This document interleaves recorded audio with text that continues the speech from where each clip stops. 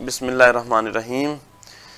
दोस्तों, क्या हाल है? उम्मीद है आप सब ठीक होंगे। आज का टॉपिक ये है कि बीवी के होते हुए मर्द गर्लफ्रेंड क्यों बनाता है। तो नफ्सियात ने एक बहुत बड़े राज से पर्दा उठा दिया है। इस वीडियो में मैं आपको वजह भी बताऊंगा और एक हल भी बताऊंगा। सेक्स जो है हर मखलूक का हिस्सा है, हर मखलूक में ये अल्लाह ताला ने रखा है और इसी से अफजाइश नस्ल होती है। अब आपको ये मालूम होना चाहिए कि जिस तरह से पानी है, पानी एक बुनियादी ज़रूरत है, पानी के बगैर हम नहीं रह सकते। खुराक बुनियादी ज़रूरत है, उसके बगैर भी हम नहीं रह सकते। नींद जो है वो बुनियादी ज़रूरत है, हम नहीं रह सकते। हवा के बगैर भी हम नहीं रह सकते। बिल्कुल सेक्स भी नफ्सियात के मुताबिक, साइंस के मुताबिक ये भी बुनियादी ज़रूरत है, इसके बगैर भी हम नहीं रह सकते। तो अब होता क्या है कि ये इतना ज़रूरी है, तो फिर अगर जहाँ पर भी इसकी कमी होगी, क्योंकि इंसान के अंदर जब ये ख्वाहिश पैदा होती है तो इंसान ने इसको पूरा करना होता है।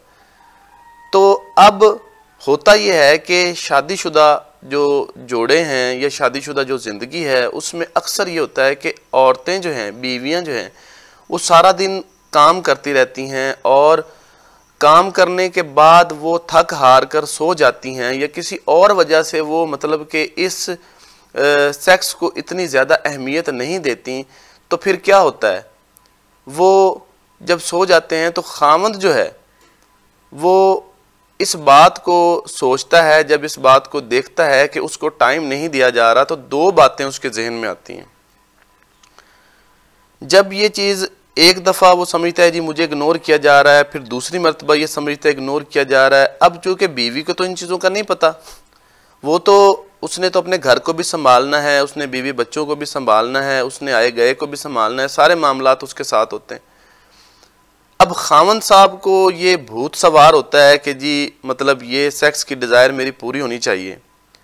अब उस दौरान क्या होता है, उस दौरान ये होता है कि जब वो बीवी को सोया हुआ देखता है तो दो चीज़ें उसके जहन में आती हैं कि बीवी जो है वो मेरे हकूक़ पूरे नहीं कर रही। उस दौरान या तो अल्लाह ताला की ज़ात की तरफ उसका ध्यान जाता है या फिर मोबाइल की तरफ जाता है। दोनों सूरतों में ये होता है कि उसकी ख्वाहिश जो है ना वो अंदर दबना शुरू हो जाती है। नफ्सियात की ज़बान में इसको रिप्रेशन कहते हैं, रिप्रेस्ड हो जाती है ख्वाहिश। याद रखें, जब कोई ख्वाहिश अंदर दबती है तो वो फिर लावे की सूरत में बाहर निकलती, बहुत ख़तरनाक होती है। अब जब अंदर ख्वाहिश दबती रहती है तो इंसान बीवी के मुतल्लिक अजीब सोचना शुरू कर देता है। वो ये समझता है कि मुझे वक़्त नहीं दिया जा रहा, तो फिर वो क्या रास्ता इख्तियार करता है, या तो उसके पास उसे अल्लाह याद आता है या फिर उसको मोबाइल याद आता है। तो ऐसे लोग जो बहुत ज़्यादा नेक होते हैं वो अल्लाह ताला का ज़िक्र शुरू कर देते हैं, अल्लाह वालों की महफ़िल अडॉप्ट करना शुरू कर देते हैं और अपने आप को बिज़ी रखने का कोई नेक हल ढूंढना शुरू कर देते हैं बहुत ज़्यादा। लेकिन उसमें चूँकि सेक्स डिज़ायर तो अंदर मौजूद है, तो फिर वो क्या करते हैं, इसको पूरा करने के लिए इसको पूरा करने के लिए शरई तरीके की तरफ जाते हैं, जैसे दूसरी शादी की तरफ जाना। ठीक है, तो वो ऐसे लोगों से मिलते हैं जो उन्हें इस तरह से गाइड कर सकें। अब इसकी वजह से क्या होता है कि घर के मामलात उन्हें गुस्सा आना शुरू हो जाता है, क्योंकि वो शरीयत के लिहाज से सोच रहे होते हैं कि बीवी उनका जो हकूक़ है वो पूरे नहीं कर रही, तो इसलिए खामद भी जो है वो किसी हद तक इग्नोर करना शुरू कर देता है। तो बच्चों में, बीवी में, बाकी मामलात में गुस्सा आना शुरू हो जाता है। दूसरी तरफ बात यह है कि ऐसे जो जिनका ध्यान फिर मोबाइल की तरफ चला जाता है, वो क्या करते हैं, वो मोबाइल में जो लड़कियां हैं या जो दूसरी औरतें, उनकी तरफ वो अटैच होना शुरू हो जाते हैं।